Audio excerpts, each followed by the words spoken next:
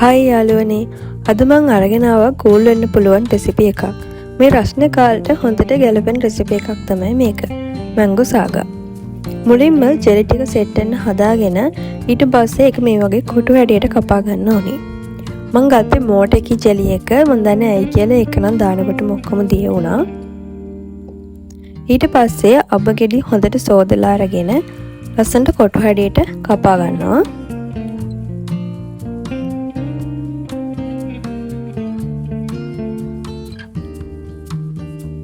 සවුටියකුත් කලින් හදලා තියාගන්න ඕනි.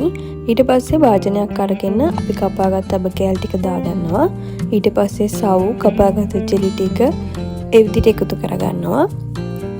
අබ වල ඉතුරු කොටස් වලින් ජූස් එකක් වගේ බ්ලෙන්ඩර් කරලා හදාගෙන ඒකත් ඇඩ් කරගන්නවා.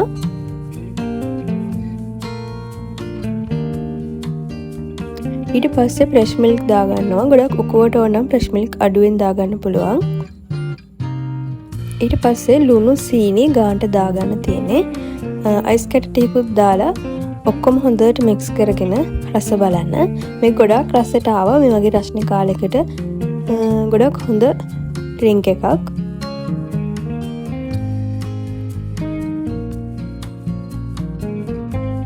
මගේ වීඩියෝ එකත් එක්ක ඉඳපු ඔයාලා හැමෝටම thank you.